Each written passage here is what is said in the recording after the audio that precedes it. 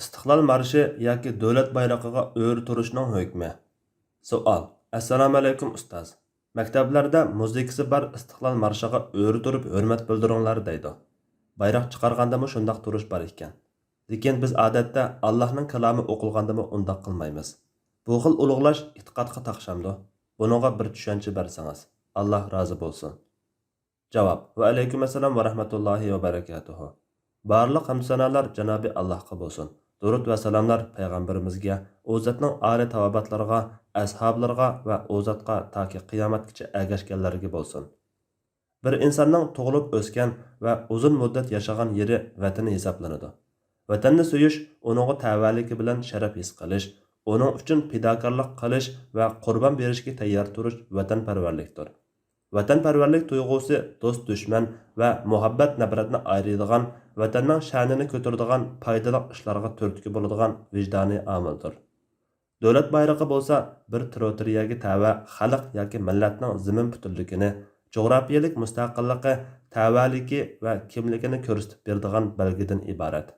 Davlat bayrog'iga bo'lgan hurmat vatanning simvoli va belgisiga qarta so'yguning ifodasi bo'lib, uni so'yish o'z navbatida shaxsning vataniga bo'lgan so'ygusining ifodalaridan biridir. Vatan so'ygusi insonning fitratida bor bo'lgan tabiiy so'ygudir. Tarixda insonlar o'z tavalligini bekitish va o'z makoniga bo'lgan so'ygusini namoyon qilishning vositasi sifatida tug'ularni lapildatgan. Vatanni o'zining izzati va g'ururi, uni qo'ldan tartqizib qo'yishni ar-nomusning dafsanda qilinishi deb bilgan bo'lsa, jahongirlarning talon-tarashlari natijasida o'ttirg'a chiqqan zulm va adolatsizliklar kishilarning davlat va vatanparvarlik ideyasini texmi yuqori chekka ko'tarishning, zamin va davlat mustaqilligini ichidan mustahkamlash kerakligining ahamiyatini tunutgan. Shuning uchun bugungi davrda insonlar butun dunyo miqyosi bo'yicha vataniga, davlatiga simvol bo'lg'uchi bayrog'iga, mustaqillik irodasiga vakillik qilg'uchi istiqlol marshiga alohida hurmat ko'rsatib, cho'ng bilib kelmoqda.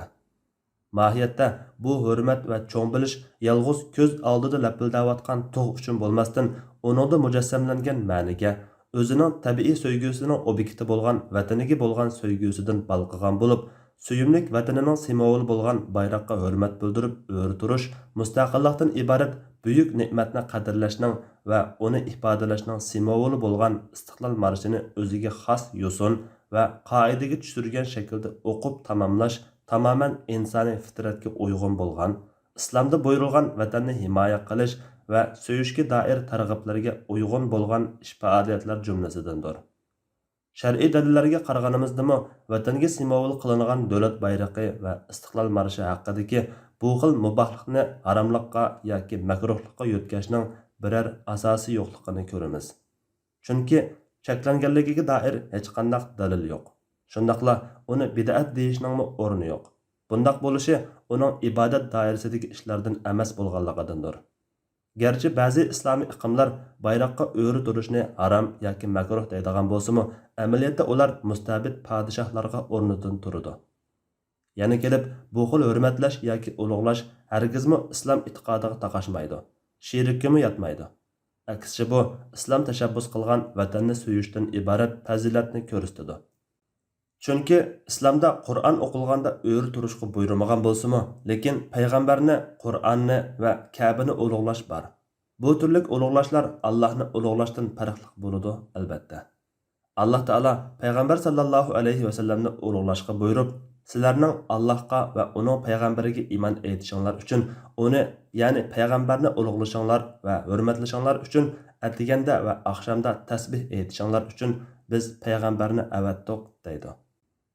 Abu Musa Ash'ari radhiyallohu anhudan rivoyat qilinadiki, payg'ambar sallallohu alayhi va sallam mo'ysipit musulmonlarni amalda chekdan eshib ketmagan yoki Qur'ondan butunlay chetnab ketmagan qari Qur'onlarni hurmatlash va adil hukmdarni hurmatlash Allohni ulug'lashning jumlasidandir degan.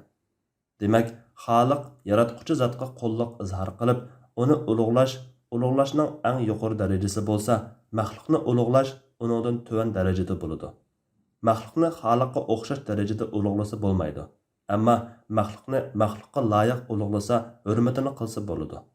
Bayroqni ulug'lashmi Allohni ulug'lash darajasida bo'lmag'achqa, uni shirkka aparish to'g'ri bo'lmaydi. Qisqasi, vatanni so'yish islom ta'kidlagan xislatlarning biri.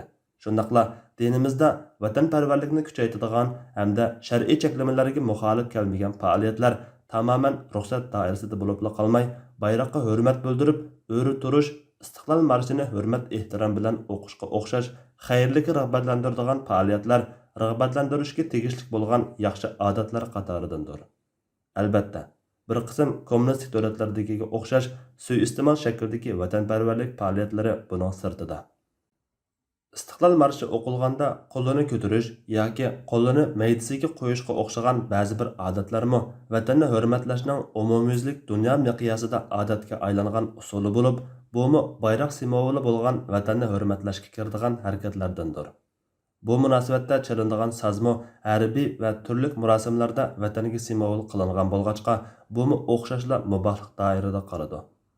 Ixchamlasak, bayroqqa istiqlol marshiga hurmat yusidan o'ri turish cheklangan ishlardan emas, balki vatanga bo'lgan mansublik tuyg'usini kuchlantiradigan, bir vatan xalqini birlikka keltiradigan yaxshi odatlar jumlasidan. Turkiyada turayotgan Uyg'ur o'quvchilarmi ikkinchi vatani bo'lgan Turkiya bayroqiga hurmat yusidan maktablarda bayroqqa o'ri tursa bo'ladi. Bu ularga aqallisi vatanni, bayroqni suyishni o'rgatadi. Unda qilmagan taqdirda bayroqqa hurmatsizlik qildi deb ayblanadi. Bu sababdanmi o'ri turish muayyanlashadi. Allah eng to'g'risini bilguchidir. Fatvoda Doktor Abdul Aziz rahmatulloh. Fatvolar majmuasi 3-tom.